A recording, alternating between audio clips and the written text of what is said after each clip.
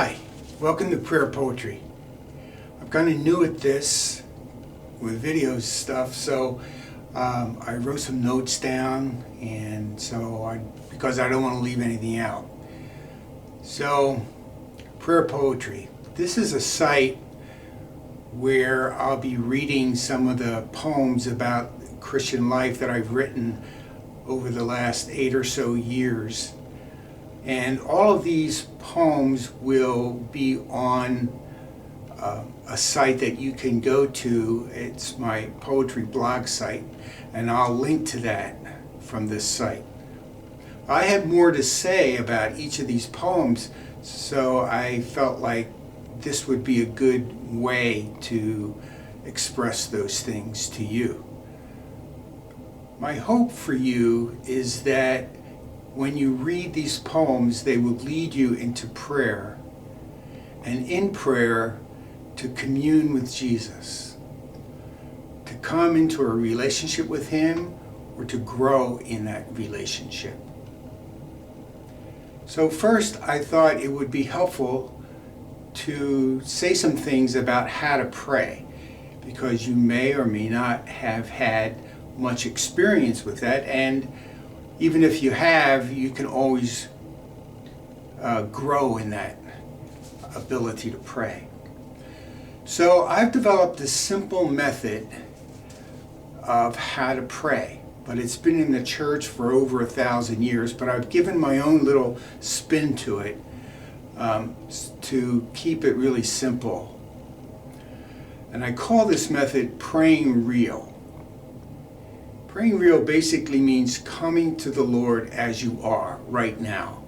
However you're feeling, whatever is going on with you at the time, to being open and honest and truthful, not for the sake of Jesus, because He already knows what's going on with you and He already loves you, but for your own sake, because then you're going to get the most out of your prayer time.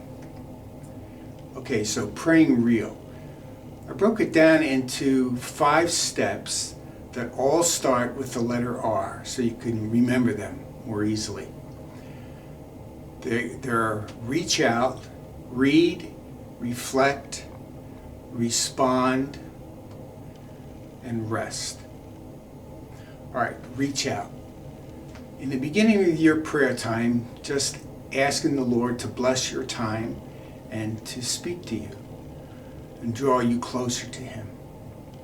Then reading scripture, or in this case, a poem of mine, and reading it slowly, pausing on a word, an idea, something, a sense that you have while you're reading it, a feeling it might have for you,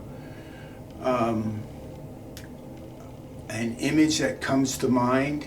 These are all ways in which the Lord speaks to us, not verbally, but through our own faculties.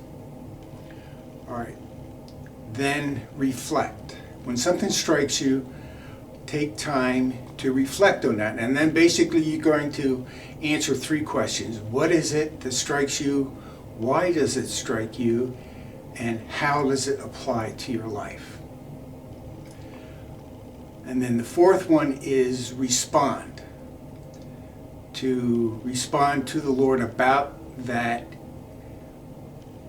area or idea that has struck you, and either in prayer and thanking the Lord for something, or repenting if you felt that you've done something wrong, maybe making a resolution about this area or about this topic. And then the last one is to rest. This doesn't always happen, but it's a grace the Lord gives sometimes to just be there in His presence without saying anything or doing anything.